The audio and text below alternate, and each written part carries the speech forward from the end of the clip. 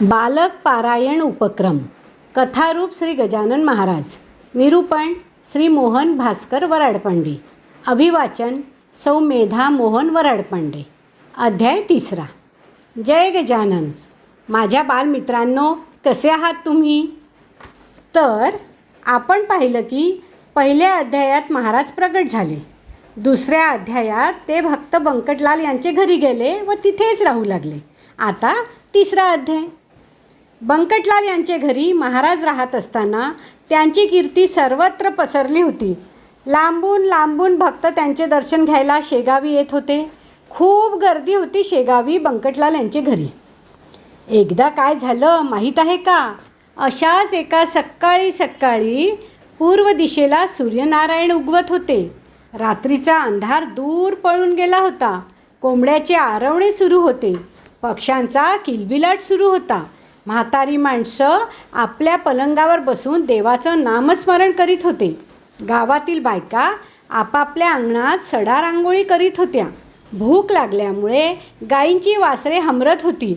अशा त्या रम्य सकाळी एक साधू काशीहून आला होता महाराजांच्या दर्शनाला. त्याने काशीला महाराजांची कीर्ती ऐकली होती. काशी किती दूर! पायी पायी आला बिचारा. 3 महिने लागले त्याला शेगावपर्यंत यायला. कसा होता तो साधू? अगदी गरीब फाटका होता बिचारा.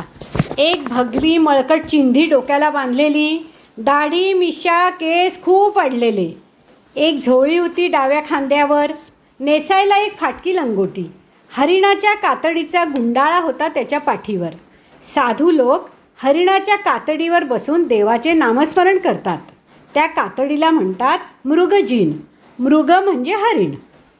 आता बंकटलालकडे महाराजांच्या दर्शनासाठी मोठमोठी मान्यवर लोकांची गर्दी. त्या गर्दीत या फाटक्या साधूस कोण विचारणार? बसला होता बिचारा एका कोपऱ्यात चुपचाप. इतक्या गर्दीत आपण पुढे कसं जाणार? आपल्याला महाराजांचे दर्शन कसे घेता येणार? आपण काशीला असताना महाराजांना भांग अर्पण करण्याचा नवस बोललं. इथपर्यंत आलो, पण इथे तर मोठे मोठे लोक. यांचे समोर भांग किंवा गांजा याचे नाव काढले तर लोक मला मारतीलच. इथे लोक लाडू पेढे बर्फी महागाची वस्त्र आणत होते महाराजांसाठी. आणि आपण काय आणलं तर गांजा. लोक मारणार आपल्याला. गांजा किंवा भांग चिलिमीत भरून साधू लोक ओढत असत. असा विचार करत तो साधू एका कोपऱ्यात बसला होता. पण महाराजांनी त्याच्या मनातलं ओळखलं आणि इतर लोकांना मोठ्याने म्हणाले, तो पहा, त्या कोपऱ्यात तो साधू बसलाय. आणा त्याला इकडे माझ्यासमोर.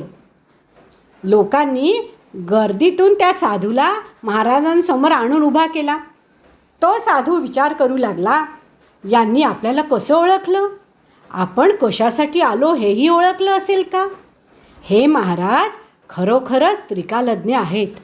मी काहीच न बोलता यांनी ओळखलं मला. असा तो साधू विचार करीत असतानाच लोकांनी त्याला हात धरून महाराजांसमोर उभे केले. महाराज त्याला मोठ्याने म्हणाले, जी वस्तू तू सोबत आणली आहे, 3 महिन्यापासून जपून ठेवली आहे, आण ती इकडे. तू ती मला द्यायलाच आणली आहे ना? तो साधू गहिवरला. लहान मुलासारखा गडबडा लोळू लागला. महाराजांच्या पाया पडू लागला.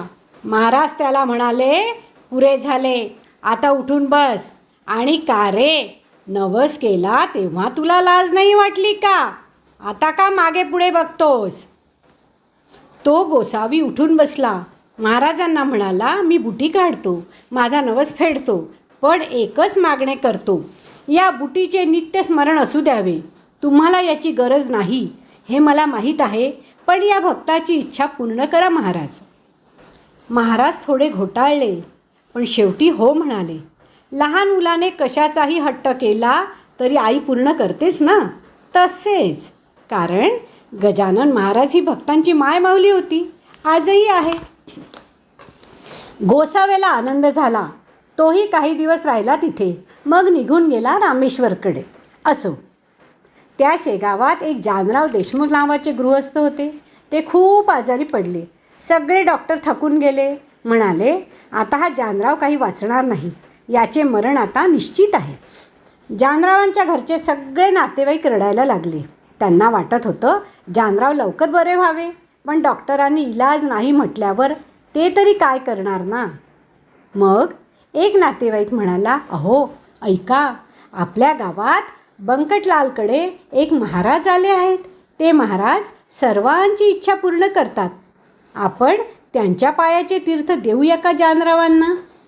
मग एक जण आला बंकटलालांकडे, म्हणाला, आमचे जानराव खूप आजारी आहेत, त्यांना महाराजांच्या पायाचे तीर्थ देता का. बंकटलाल म्हणाले, हे माझ्या हाती नाही, माझ्या वडिलांना आपण विनंती करावी. भवानीराम सज्जन होते. त्यांनी एका पेल्यात पाणी घेतले, ते महाराजांच्या पायाला लावले आणि म्हणाले, महाराज, जानराव आजारी आहेत, त्यांना तीर्थ देतो. महाराज मानेनेच होय म्हणाले. अन काय आश्चर्य माझ्या बालमित्रांनो, जानराव 8 दिवसात अगदी ठणठणीत बरे झाले आणि महाराजांचे दर्शनास आले. बघा मित्रांनो, महाराजांचे पायाचे तीर्थ अमृत ठरले, अमृत. आता काही लोकांना वाटेल की महाराजांच्या तीर्थाने लोक बरे होतात, तर मग शेगावी कोणी मरायलाच नको. पण असे नाही, मरण प्रत्येकालाच येणार, पण कोणावर काही गंडांतर आले असेल तर ते महाराज दूर करतात. या निमित्ताने दासगणू महाराजांनी मृत्यूचे 3 प्रकार सांगितले आहेत: आध्यात्मिक, आधिभौतिक आणि आधिदैविक. यातील आध्यात्मिक सर्वात श्रेष्ठ, नंतर आधिभौतिक. खाण्यापिण्याच्या चुकीच्या सवयीमुळे आजारी पडून येणारा मृत्यू म्हणजे आधिभौतिक. त्यातून काही काळ डॉक्टर वाचवू शकतात. आणि तिसरा आधिदैविक. देवाला नवस बोलल्याने किंवा संत कृपा झाल्यास काही काळ आपण त्यातून बरे होऊ शकतो. असो, हे सर्व कठीण आहे मित्रांनो. तुम्ही आता लहान आहात, मोठे झाल्यावर कळेल तुम्हाला. श्री गजानन महाराज हे खरे संत असल्यानेच जानराव बरे झाले. असो, तर श्री गजानन महाराजांच्या सेवेत अनेक भक्त होते. त्यात एक भक्त होता माळी विठोबा घाटोळ. हा खूप स्वार्थी होता. महाराजांना लोकांनी अर्पण केलेल्या वस्तू, मिठाई हा चोरून न्यायचा. इकडे खूप सेवा करायचा आणि तिकडे सतत चोरी. महाराजांना हे माहीत होतं. महाराजांना सर्व कळत होतं. एकदा काय झालं, काही बाहेर गावाहून लोक आले महाराजांचे दर्शन घ्यायला. महाराज गाढ झोपले होते. त्यांना कोण उठवणार.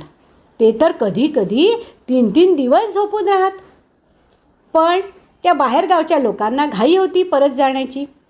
मग त्यांनी या माळी विठोबा घाटोळला पटवलं, अरे विठोबा, आम्हाला दूर जायचे आहे रे, आम्हाला महाराजांचे दर्शन करवून दे ना. या मूर्ख विठोबाने तात्काळ जाऊन महाराजांना उठवले. त्या लोकांनी दर्शन घेतले. ते लोक निघून गेले आणि मग महाराजांनी एक जाडजूड काठी घेतली आणि विठोबाला असा मार दिला की विठोबा पळूनच गेला. पुन्हा कधी परत आलाच नाही. असं कधी कोणी करू नये.